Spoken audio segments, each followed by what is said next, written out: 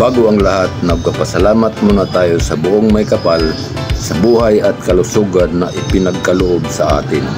Kaya nandito tayo sa lugar na ito.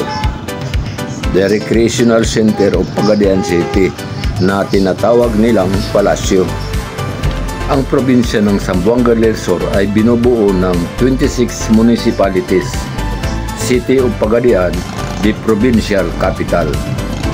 Pagadian is known as Little Hong Kong of the South for its mountainous terrain.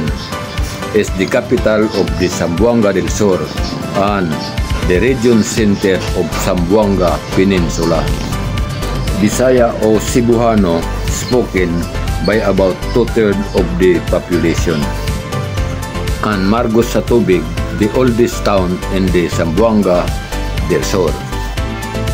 Ang pagitan ng Buog Municipality at ang Kumalarang Municipality, ang boundary ng Sibugay Province at ang province ng Zamboanga del Sur. Sa pagkakataon na ito, tayo'y paakyat papunta ng bus terminal of Pagadian City. Nakasakay ng isang public conveyance tricycle at pauwi na ng Zamboanga City.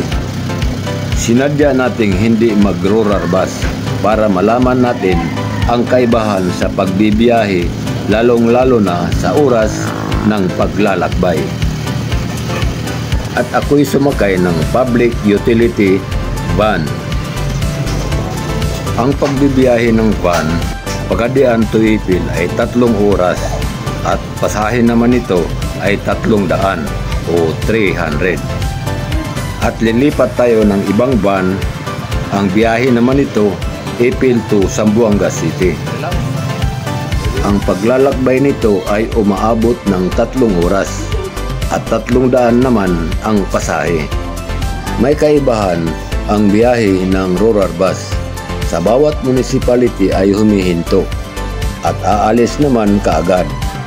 7 oras ang pagbibiyahe. Ang utility van hindi humihinto sa mga municipality na nadadaanan. Tuloy-tuloy ang paglalakbay. Kaya 6 na oras ang inaabot sa pagbibiyahe. Ito ang ating mapagmamasdan, ang bus terminal ng Pagadian City. At nakikita rin natin ang public utility van na nakaparada. Hanggang dito na lang. Salamat sa panonood at kunting abala. God bless us.